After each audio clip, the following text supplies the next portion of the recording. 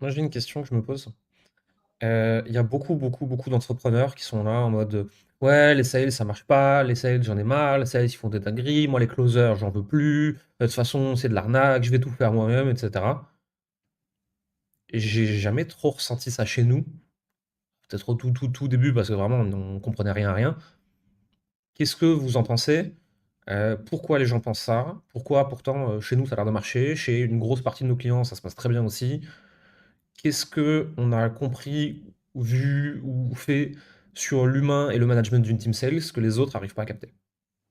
Moi, je te dirais, il y a 2 points. Le premier point, c'est que toi, tu respectes les sales. Pourquoi? Parce que avant de recruter des sales, tu as fait le sales pour ta propre boîte. Quand tu faisais 30, 40, 50 cas par mois au tout début, c'est toi qui as mené toute cette partie sales, follow-up, suivi, setting, et cetera.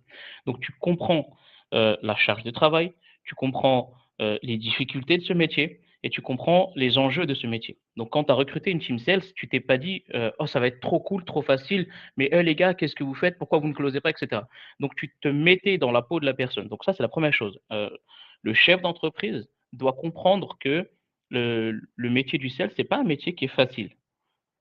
La deuxième chose, c'est que, les sales aujourd'hui en entreprise, en tout cas de ce que j'entends de avec les head of sales avec qui j'échange et cetera, il y a vraiment un manque de suivi. C'est-à-dire que pour le chef d'entreprise, le sales, tiens, tu te débrouilles. Il y a aucune analyse, aucun suivi, aucune montée en compétences en interne de l'équipe sales, ce qui fait qu'au bout d'un moment, bah, le sales, il se retrouve un petit peu tout seul. Alors oui, on est tous des entrepreneurs, mais on travaille dans une même équipe, dans un bateau, où on avance dans la même direction. Si le sales se retrouve tout seul, ou que le setter se retrouve tout seul, isolé dans son coin, il aura envie d'une chose, c'est de partir. Mais avant de partir, c'est la sous-performance qui va y avoir lieu, et ensuite il va partir. Donc moi, je mettrais vraiment ces deux points en avant. Un, le respect du métier. Deux, l'accompagnement et le suivi en interne. Mmh. Il y a un truc que je vois aussi, et je le vois pas forcément dans d'autres boîtes. Ah, moi je passe du temps avec les équipes sales, alors même qu'on a un head off. Xerius, toi tu parles régulièrement avec eux. Les gars, j'ai remarqué ça, est-ce que vous pouvez me le confirmer? Les gars, est-ce que vous avez besoin de tel truc? Est-ce que si je faisais ça au marketing pour vous, est-ce que votre job il serait mieux?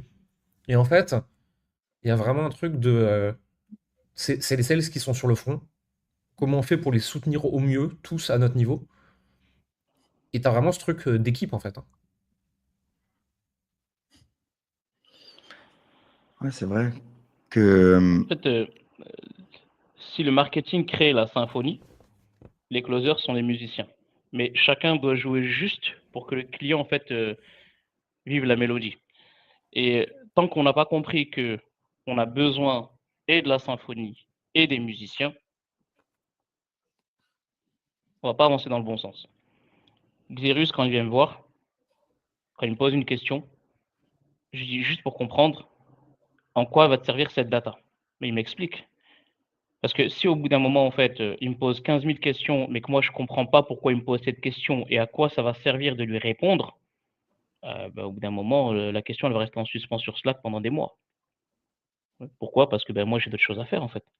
Mais quand tu arrives à comprendre qu'en fait son intérêt, c'est le mien et le mien, c'est le sien, on avance tous